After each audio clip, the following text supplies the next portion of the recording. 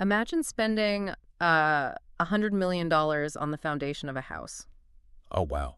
Just the foundation. Just the foundation. You hire top-tier architects, you pour tons of concrete, lay miles of piping, and, sink an absolute fortune into the ground. Right. And then right before you start building the walls, you just walk away.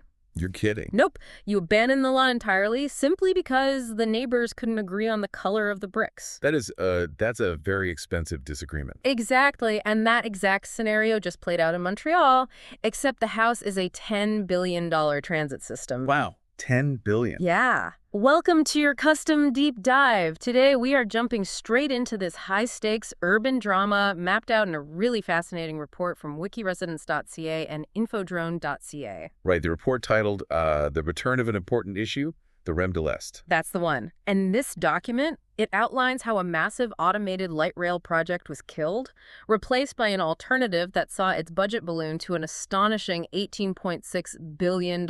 Which is just a staggering number. It really is. And now city leaders are desperately trying to hit the undo button. And, even if you have never set foot in Montreal, this situation is really a masterclass in how mega infrastructure projects actually function in the real world. Yeah, totally. It strips away the PR and shows you the visceral tug of war between public necessity, engineering realities, and neighborhood pushback. It's basically a blueprint of how budgets spiral. Like a cautionary tale for any major metropolis trying to modernize its transit. Exactly. But before we really get into the weeds, I do need to set one quick ground rule for you listening.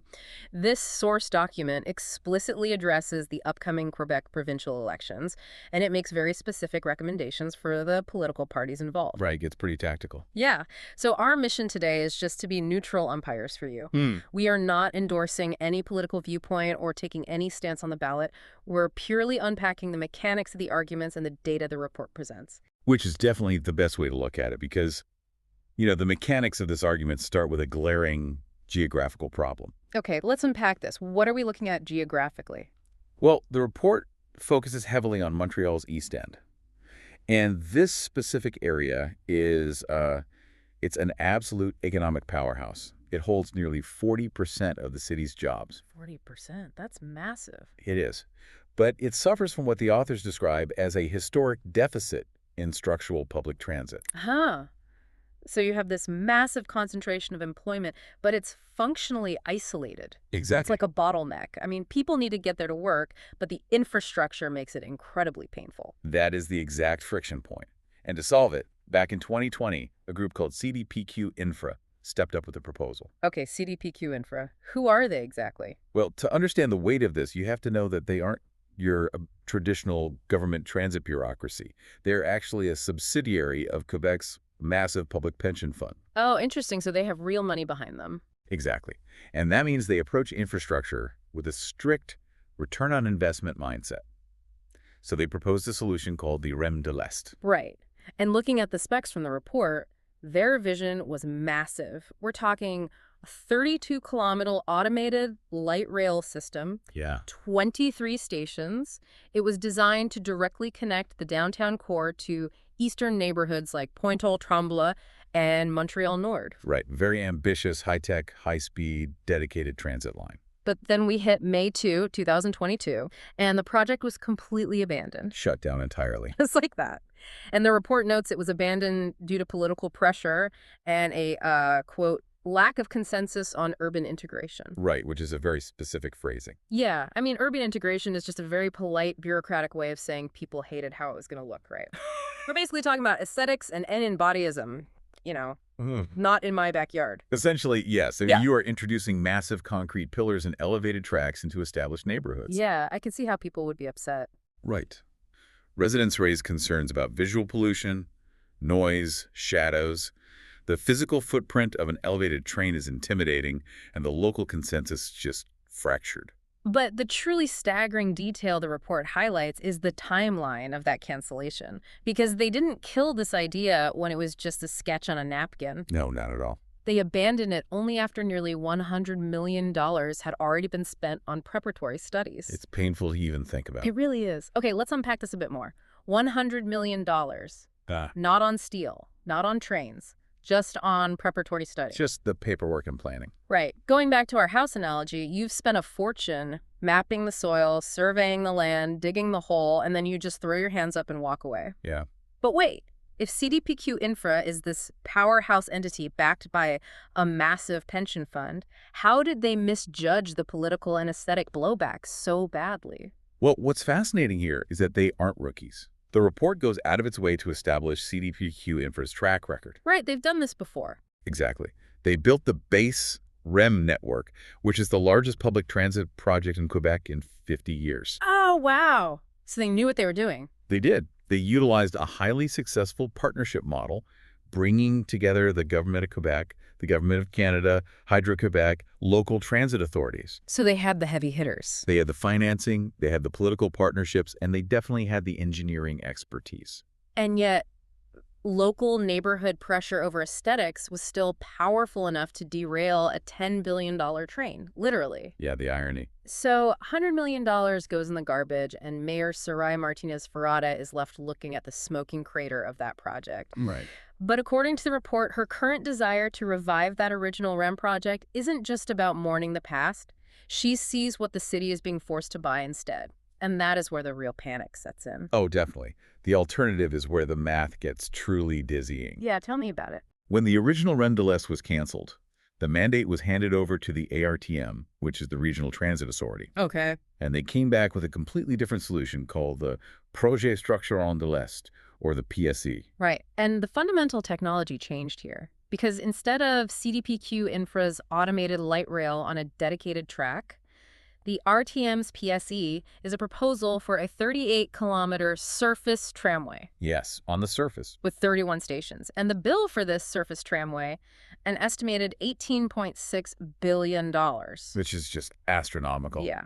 That includes $6.7 billion just in strict construction costs. The report actually calls this an economic anomaly. And it really is a profound structural disparity. I mean, the original high-tech automated rail was valued at roughly $10 billion. And the surface tramway replacement is pushing $19 billion. Right.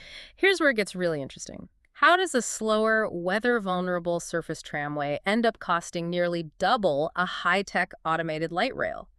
Isn't that essentially paying Ferrari prices for a golf cart? That's a great way to put it. I mean, if I'm visualizing this, putting a tramway on the surface isn't just laying down tracks in an empty field. It feels like performing open-heart surgery on a living city. Yes, exactly. Are they having to buy up highly expensive commercial real estate just to widen the roads? Are they relocating massive amounts of underground municipal utilities like water mains and power grids? You've hit on the exact mechanisms of urban construction.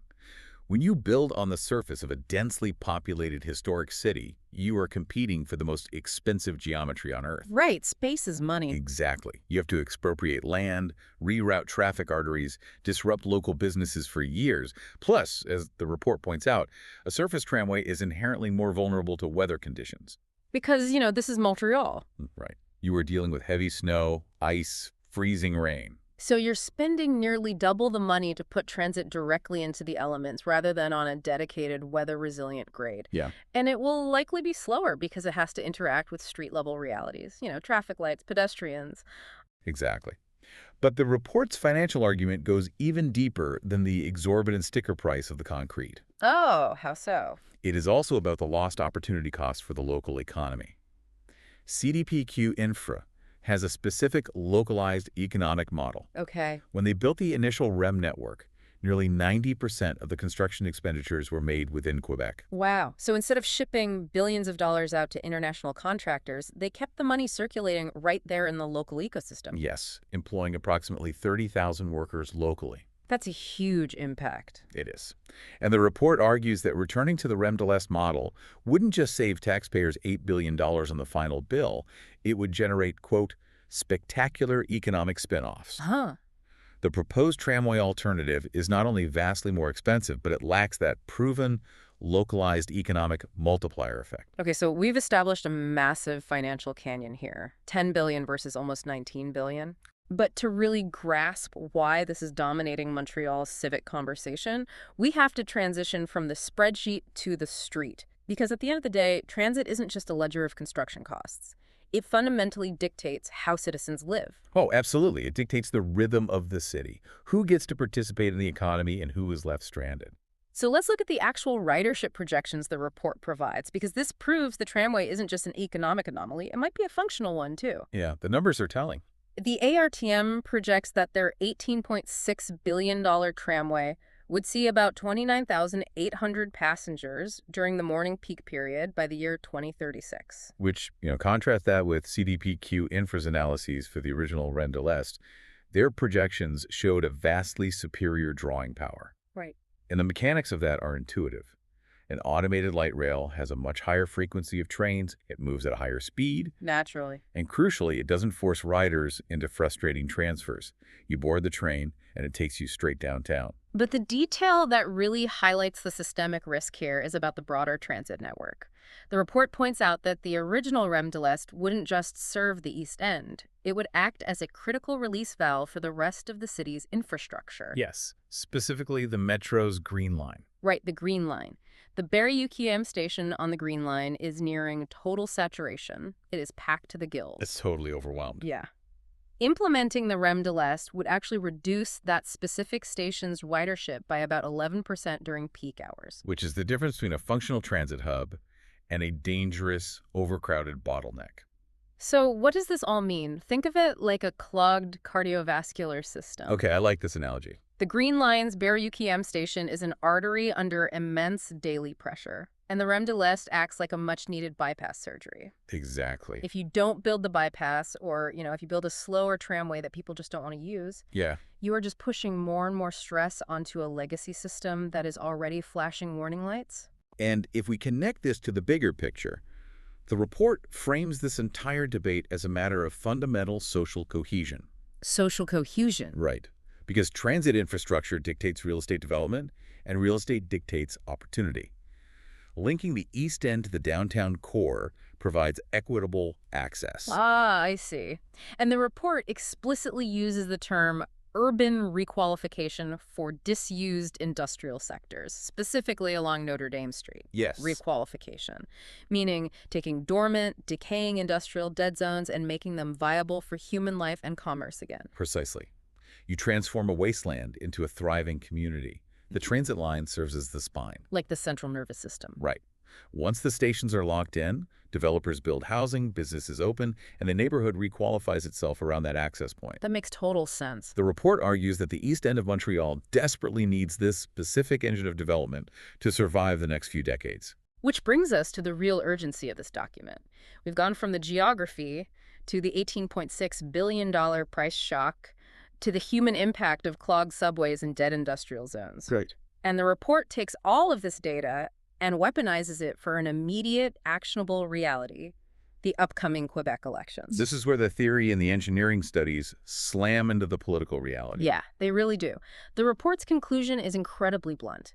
It states that public transit in eastern Montreal is an unresolved issue and that the area needs a real engine for development, not, quote, plans put on ice. Which is clearly a pointed jab at the $100 million wasted on those abandoned studies. Oh, absolutely. They are not holding back. They argue the $18.6 billion tramway is structurally unsuited and financially suboptimal. Right. Their only pragmatic solution is returning to the original REM de l'Est concept. And here is their aggressive tactical move. The report strongly recommends that all provincial political parties explicitly include the REM de l'Est in their electoral platforms. Yeah. They want the mandate legally reentrusted to CDPQ Infra to guarantee a tight schedule and proven financing. It is a sweeping, incredibly prescriptive demand for a policy paper. It really is. But I have to push back on their logic here. The report is demanding this of all political parties. Now, keeping our promise to remain totally neutral on the parties themselves, let's just look at the mechanics of that strategy. Okay. Doesn't tying a massive controversial infrastructure project to a volatile election cycle risk politicizing it even further? It's a fair point. Right, because if you make it a loud campaign issue, doesn't that invite more debates, more grandstanding, and ultimately more delays? Isn't political pressure exactly how the original project got killed in the first place? This raises an important question, and it's a very natural assumption to make. But if you analyze the tactical game of the report's authors, They are actually attempting the exact opposite. Wait, really? How so? By urging all parties to adopt the project simultaneously, they are trying to entirely depoliticize the issue through total consensus. Ah, I see. Because if every single candidate promises to build it, it basically ceases to be a wedge issue. Exactly. There's nothing to debate on stage. That's fascinating. They're trying to build an impenetrable political shield. They want to lock in CDPQ infra's expertise so that the project survives absolutely regardless of who takes power. Wow. The goal is to remove the city's transit network from the whims of the political pendulum altogether. It's like a defensive maneuver. Put it on everyone's to-do list so nobody can cross it on once they actually win the election. Because, as the report makes brutally clear, the East End can no longer settle for plans put on ice. Right. The historical transit deficit is too severe, the economic bottleneck is too tight, and the current $18.6 billion tramway alternative is simply too expensive and inefficient to justify. What an incredible trajectory. I mean, we started with a canceled $10 billion automated light rail project and a $100 million sunk cost just on paperwork. Yeah, just on studies. We explored the absolute sticker shock of an $18.6 billion surface tramway replacement that would be slower, super disruptive to build, and vulnerable to Montreal winters. Right. And we arrived at this fierce, coordinated push to bring the original vision back from the dead to save the economic and social future of an entire side of the city.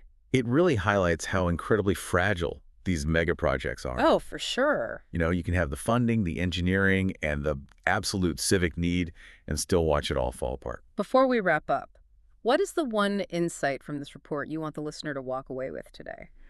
Well, I keep going back to the report's explanation for why the original REM de l'Est was abandoned back in 2022. The lack of consensus on urban integration? Exactly, that phrase. We are so conditioned to think of public transit as a battle of budgets, engineering, and logic. Right. We think if the spreadsheet makes sense, the trains will run. But really, it's often a deeply emotional battle over aesthetics and neighborhood identity. That is so true. If a desperately needed project won that will relieve a dangerously saturated metro line, save taxpayers billions, and connect 40% of a city's jobs, if that can be killed simply because a localized group of people can't agree on how it looks. Yeah. Are modern democratic cities structurally incapable of building the mega projects they need to survive? Wow. Aesthetics killing function. Yeah. If we prioritize the view from the window over the survival of the city itself, how do we ever build for the future? Exactly. That is a heavy, fascinating thought to leave you with. Thank you so much for joining us on this deep dive. We know your time is valuable, and we love that you choose to spend it getting smarter, digging into the mechanisms behind the headlines, and staying incredibly well-informed. Keep asking those big questions, and we will catch you next time. Thank you for watching this video. For more news and in-depth reports, visit wikiresidence.ca. All our content is available in text and audio formats across all your devices. Please feel free to share your comments with us.